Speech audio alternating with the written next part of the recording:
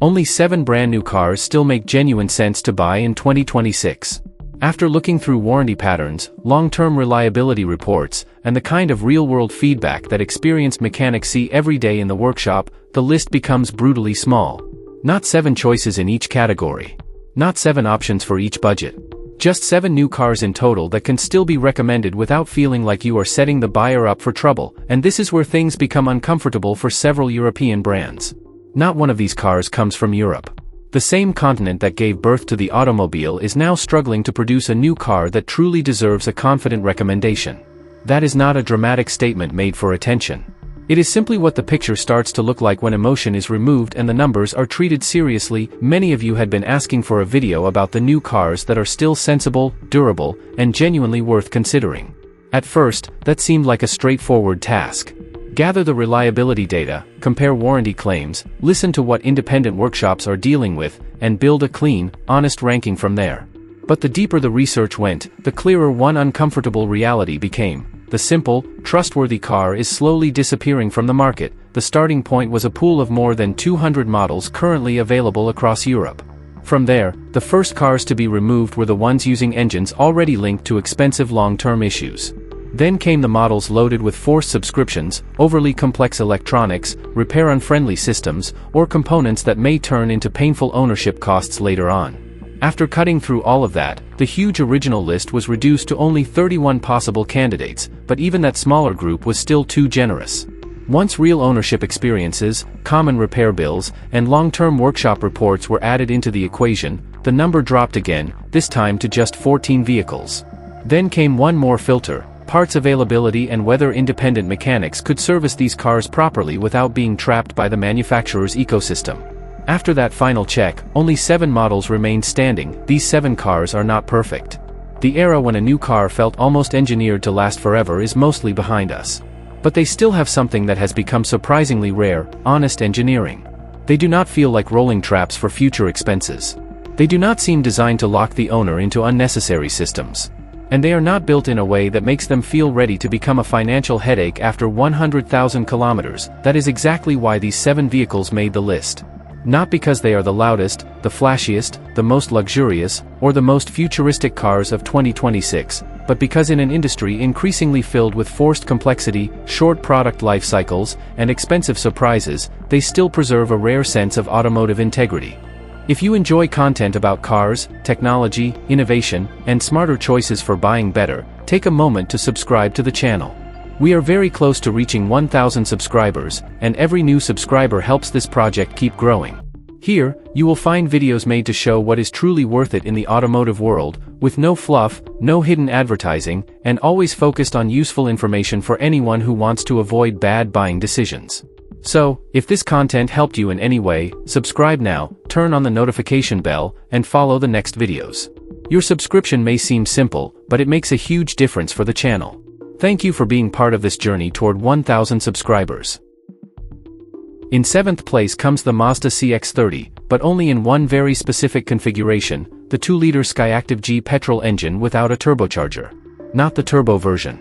Not the diesel. Not one of the hybrid setups. The one that matters here is the simple naturally aspirated 2-liter petrol engine, the same one many buyers dismiss as too ordinary or not powerful enough. And ironically, that is exactly why it makes the most sense. The logic behind it is almost painfully simple. Mazda did not bury this engine under layers of unnecessary technology. There is no turbocharger waiting to become an expensive problem after around 80,000 kilometers. There is no cylinder deactivation system adding another possible weak point over time. There is no mild hybrid setup that could later introduce costly electrical components into the ownership experience. What you get instead is a straightforward petrol engine, built with durability in mind rather than marketing drama. That is why some mechanics compare it to the kind of old-school reliability Toyota was known for back in the 1990s, and this is not just a feeling based on brand reputation. The reliability data paints a very clear picture. The Mazda CX-30 with the naturally aspirated petrol engine has shown far fewer issues than many of its direct rivals. In some evaluations, its problem rate sits roughly 73% below the average for the segment. That is not a tiny advantage.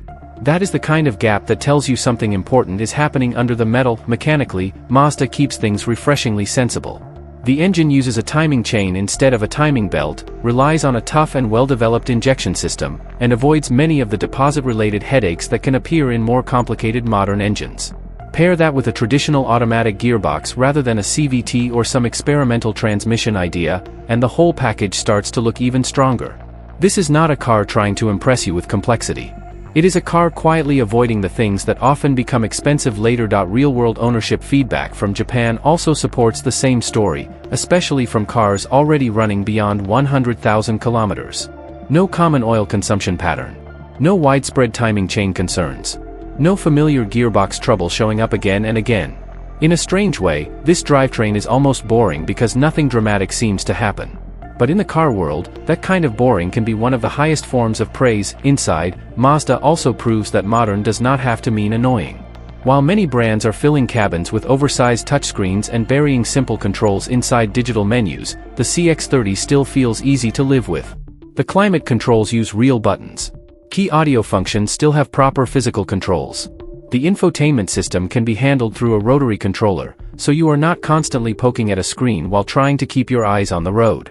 Mazda seems to understand something many manufacturers have forgotten. Good interior design is not about flashing graphics. It is about controls that work instantly when you need them. The price is where you need to look beyond the first impression. With a starting price of around €28,000 in many European markets, the Mazda CX-30 does not look like a bargain at first glance. But once you factor in reliability, available warranty coverage of up to 7 years in several markets, and resale value, the ownership calculation starts to shift. After 3 years, the CX-30 can still retain around 68% of its value, while a Volkswagen T-Cross may fall much harder in some cases, dropping closer to about 45%. So no, it may not appear to be the cheapest option when you only look at the purchase price. But over several years, it can become one of the smarter choices because it brings less stress, fewer long-term risks, and stronger value retention. A mechanic from Munich put it to me in the most direct way possible: the Mazda CX-30 with the naturally aspirated engine is the one I would recommend to my own family.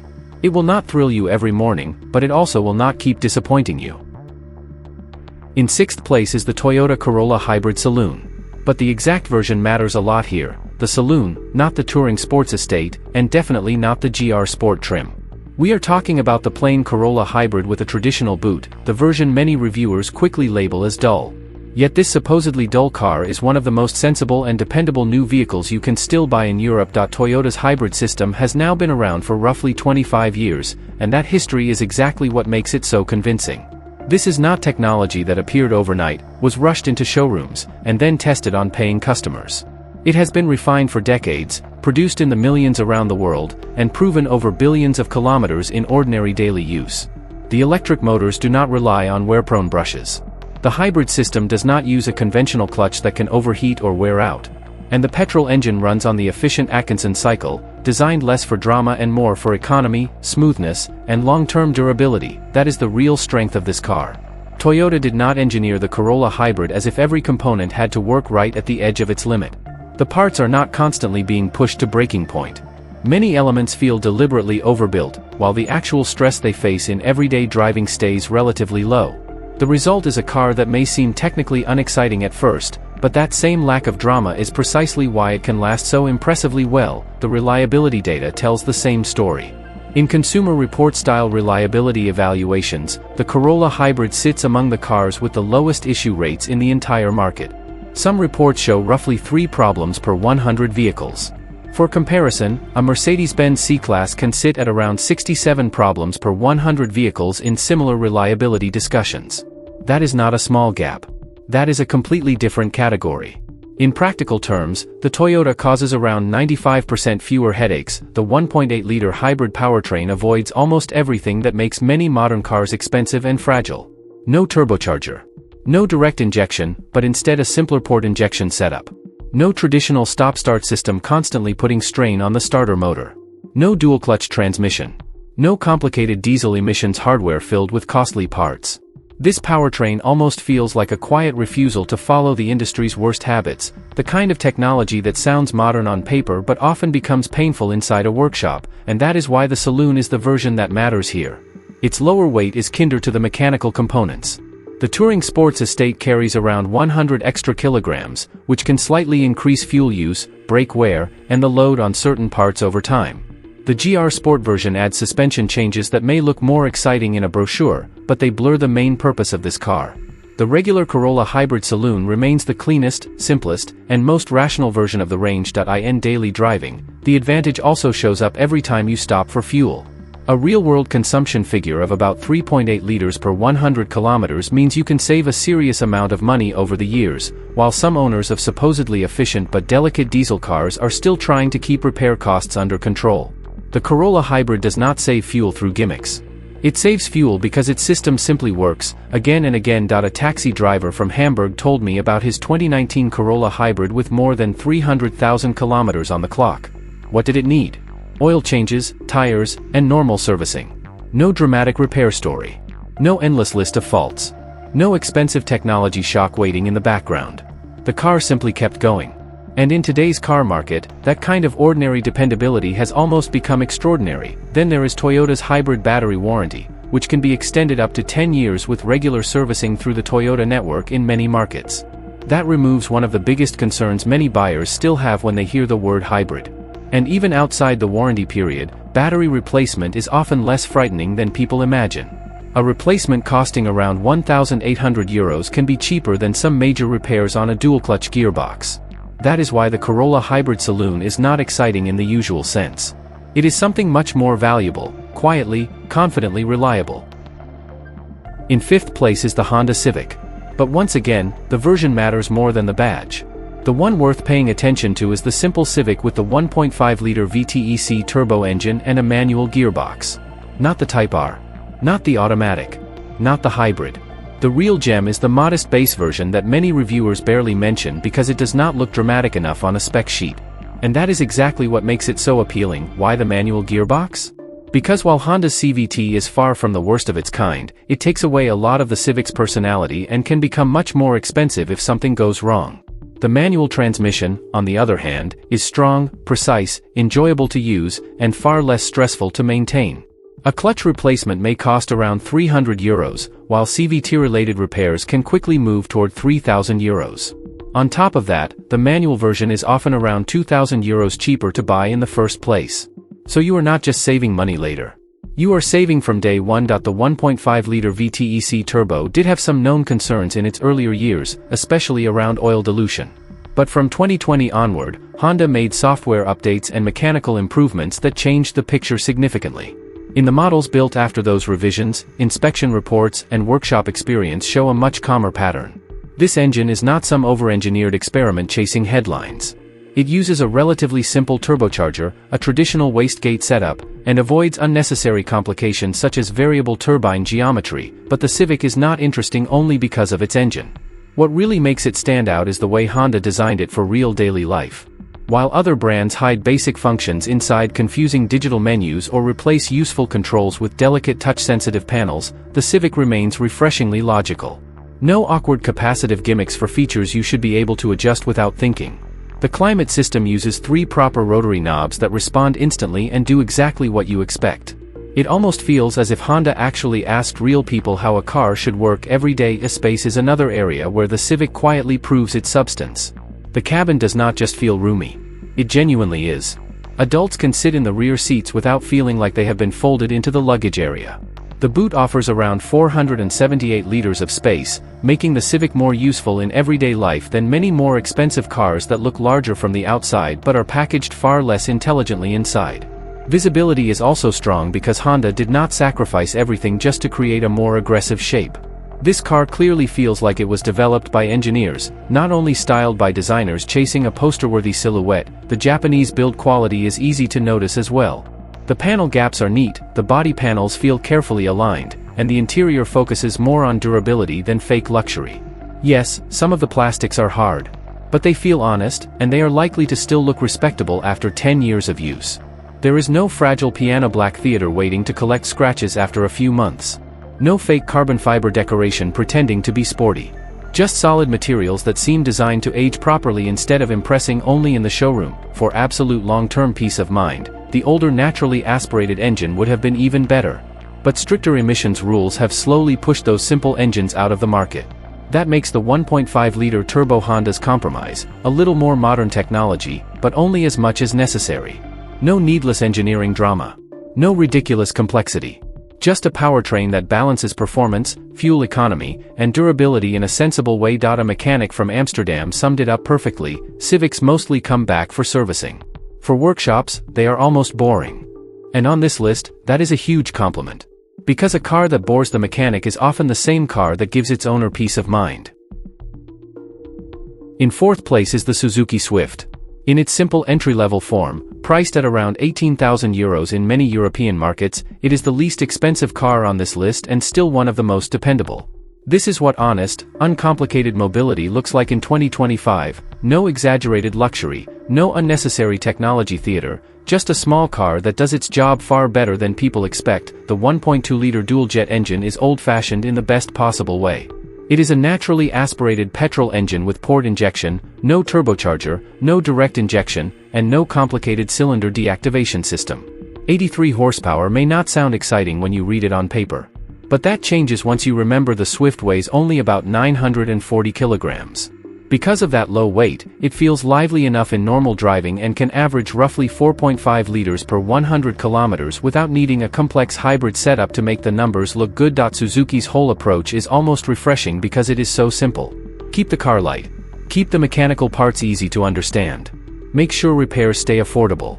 That is why the entire front axle can be refreshed for around €400. A clutch replacement often sits near €500. And the engine runs under such little stress that reaching 300,000 kilometers with regular maintenance does not sound like fantasy at all. The cabin follows the same philosophy. You will find hard plastics almost everywhere, and in this case, that is not a weakness. It is part of the strength. There are no delicate soft-touch surfaces waiting to peel over time. No glossy piano black trim ready to collect scratches after a few months. No fake wood finish that starts looking tired and cheap as the years pass. The interior is plain, tough, and honest. It looks simple today, and that is exactly why it may still look almost the same 15 years from now. The infotainment system is just as grounded. A basic screen, Apple CarPlay, Android Auto, and that is enough. A car like this does not need more. The Swift is not trying to become a smartphone on wheels. It does not try to impress you with endless menus, flashy animations, or digital distractions. It gives you what actually matters in daily use: connection, easy controls, and a calm driving experience. Evidence from Japan also supports how durable this formula can be. Swift models there often reach very high mileage, in some cases moving into the region of 400,000 kilometers. Even older generations, including models from 2010, still perform surprisingly well in reliability surveys. Suzuki did not keep reinventing this car just for the sake of change. It kept refining a formula that already worked, while many other brands made their cars heavier, more complicated, and more expensive to maintain. But the biggest advantage may be how easy it is to repair. The Swift is a car that independent workshops can genuinely understand. No pointless locked control units. No ridiculous diagnostic obstacles. No technology designed to trap the owner inside the manufacturer's service network.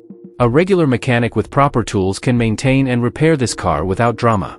Parts are affordable, widely available, and easy to source. That is why the Suzuki Swift almost feels like a small act of automotive democracy. It was not built to impress you. It was built to serve you. A mechanic from Warsaw described it perfectly: the Swift is the kind of car every manufacturer could build, but almost none of them still want to. It proves that dependable mobility does not need to cost €30,000. In third place is the Skoda Octavia. But once again, this is not about just any Octavia.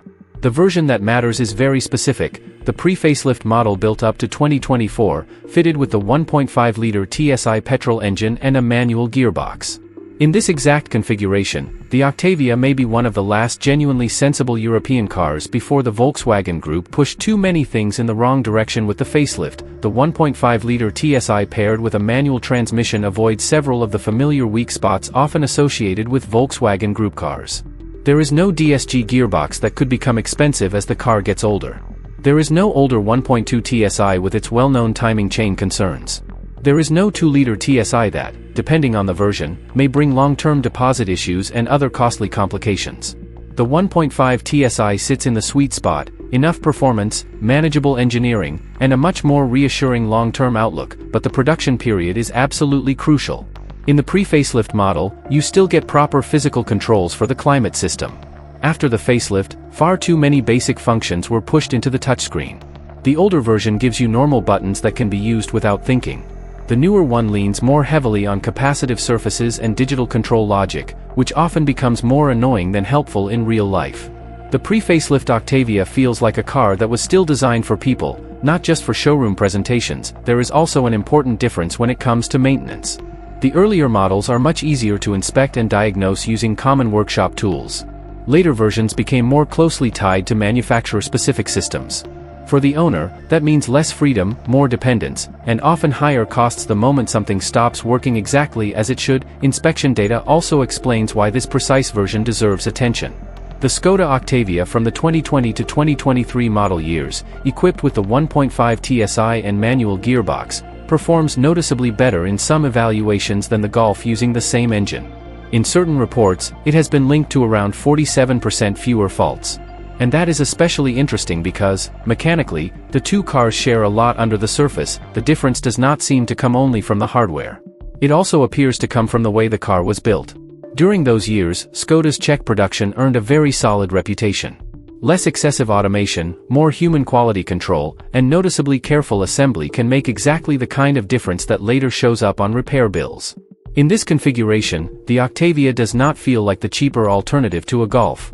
It feels almost like the smarter one. Then there is the everyday practicality, which is where the Octavia becomes even harder to ignore. The boot offers around 640 liters of space, embarrassing many SUVs that cost much more while offering less genuinely usable room. Rear seat space is also excellent. The legroom in the back comes close to cars that pretend to belong to a higher class. The Octavia is not trying to win people over with visual drama. It wins because it is packaged with rare common sense. The estate version is even more practical and remains especially popular in countries like Germany and the United Kingdom. Even so, from a reliability perspective, the saloon or lighter body style keeps a small advantage, because less weight usually means less strain on the suspension, brakes, and certain mechanical components. So anyone chasing maximum long-term sense should not focus only on the engine and gearbox. The simpler the equipment, the better the overall ownership equation becomes. The catch is that you need to search carefully. The most interesting examples are leftover pre-facelift stock or nearly new used cars with warranty coverage, built before the big digital shift. Some Škoda dealers may still have cars that were registered in 2023 but have barely been used, or not used at all.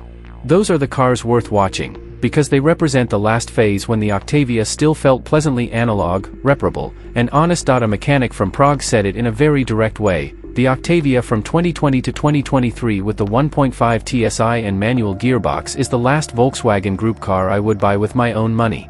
After that, everything became too influenced by touchscreen thinking. In second place is the Mazda MX-5 with the 2-liter naturally aspirated engine and a manual gearbox. Yes, a sports car has actually made it onto a reliability-focused list.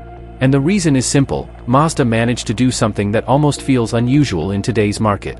It built a real sports car that is fun to drive, usable in normal life, does not constantly create problems, and can still be repaired by almost any competent independent workshop. The heart of the car is that 2-liter petrol engine without a turbocharger. No turbo. No hybrid system. No unnecessary layers of complexity. Just a naturally aspirated engine with 184 horsepower that does not feel like it is being pushed to the edge every time you drive it. It was not built to chase extreme numbers. It was built for sharp throttle response, modest mechanical stress, and long-term durability. That is exactly why the MX-5 feels so alive. It does not need tricks to make the driver smile. The manual gearbox is one of the finest you can still get in a modern car. The shifts are short, accurate, and satisfyingly mechanical. It does not feel like a part that simply does its job in the background. It feels like a key piece of the driving experience. At the same time, it is strong, simple, and far less stressful to maintain than many modern automatics or dual-clutch transmissions. Even a clutch replacement on this car usually stays within a reasonable cost range. Owner communities are full of MX-5 examples reaching 300,000 kilometers with nothing more dramatic than proper maintenance. And this is not a brand new pattern. Even the earlier generation from 2005 still performs impressively well in many long-term reliability discussions. Mazda did not take the MX-5 and make it needlessly complicated with every generation. It took a simple idea and kept polishing it, while some German brands add fake engine sounds, overload their cars with digital drive modes, and try to simulate emotion through software. Mazda keeps things refreshingly real. The MX-5 sounds, moves, and responds like an actual car. Not like a rolling interface pretending to be sporty. That honesty is one of the reasons it remained so strong over time. The roof is another perfect example of how smart simplicity can be. On the basic versions, the soft top is manual. No electric motor waiting to fail. No extra sensors that could become annoying later. No complicated roof mechanism that turns expensive as the car gets older. You open it or close it by hand in a few seconds, and that is exactly why it can still work the same way 20 years from now. The electric roof versions in higher trims may seem more convenient, but they add complexity that this car simply does not need. Of course, the MX-5 is not especially practical. But that is also the point. Its lack of practicality is honest. It does not pretend to be a family car. It does not try to replace an SUV. It is a small, light, pure sports car. And somehow, this little sports car can be more dependable than many German family saloons or compact models. That is the part that should probably feel uncomfortable for brands like Mercedes-Benz and BMW. Parts availability is another major advantage. Components are easy to find, the aftermarket is huge, and there is a strong network of owners, specialists, and independent garages that understand the car properly. The MX-5 is not the kind of vehicle where every small job requires being trapped inside a manufacturer's digital service system. A skilled mechanic can work on it without needing to unlock half the car through software. Insurance costs are also relatively sensible because many owners treat this car with care rather than using it like disposable weekend entertainment. The MX-5 is often driven by enthusiasts who take maintenance seriously, listen for unusual noises, and do not completely neglect their cars. That helps long-term reliability even more. And because demand remains consistently strong, resale values are among the best in the sports car segment. A mechanic from Rome laughed when he summed it up: the MX-5 is more reliable than a Golf. That is embarrassing when a small sports car makes more sense than the supposedly practical compact. And that is exactly why the Mazda MX-5 ranks so high here. Not despite being sporty, but because it proves that driving enjoyment and durability do not have to work against each other. In first place is the Toyota Yaris Cross Hybrid.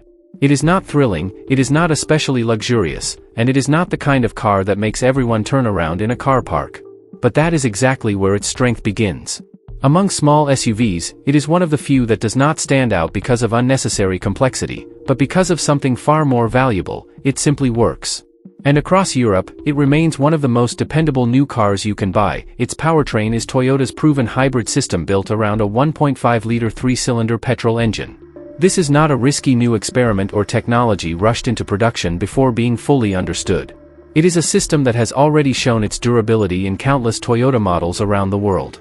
Similar Toyota hybrids are used as taxis with several 100,000 kilometers on the clock, sometimes well beyond 500,000 kilometers, without the drivetrain turning into a major problem.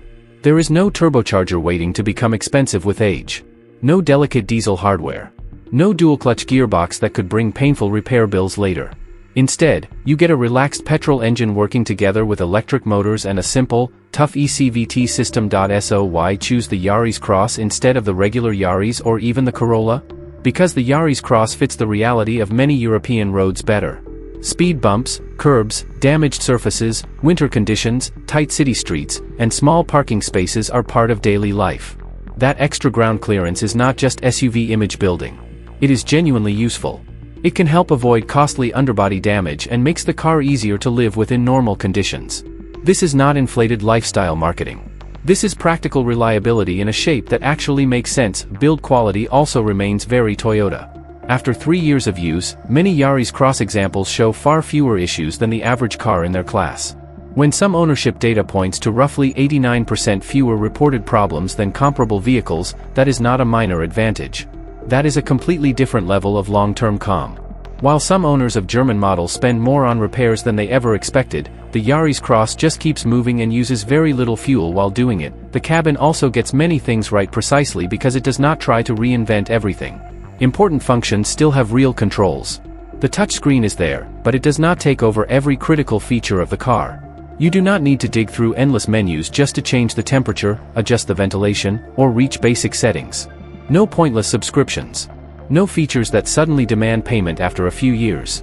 No digital theater for the sake of looking modern. You buy the car, you use it, and you stay in control. In today's car market, that alone almost feels like a bold idea. Then there is Toyota's hybrid battery warranty, which can be extended up to 10 years with regular servicing through the Toyota network in many markets. That removes one of the biggest fears some buyers still have about hybrid technology. And even if the car is eventually outside warranty, replacing a Toyota hybrid battery is often far less dramatic than people imagine. A cost of around €1,800 can still be lower than what some owners pay for a single major repair on a German premium car. Older Toyota hybrids have also shown for years that these batteries can often last 15 years or more. The starting price of around €30,000 may seem high at first for something carrying the Yaris name. But the purchase price alone does not tell the full story. In real driving, fuel consumption can sit around 3.8 liters per 100 kilometers. Add the unusually low issue rate, manageable servicing costs, and strong resale value, and the equation changes quickly. After 3 years, well-kept examples can still retain around 72% of their value. Over more than 10 years, the Yaris Cross Hybrid can end up costing less than many cars that look more tempting on day one. A mechanic from Copenhagen summed it up perfectly: the Toyota Yaris Cross Hybrid is perfect everyday mobility. It will not stir your emotions, it will not impress your neighbors, and it will not win any races. But it will work every day, probably for the next 20 years. That is why it takes first place. Not because it is the most exciting car, but because in a world full of overcomplicated vehicles, it remains one of the most honest choices left.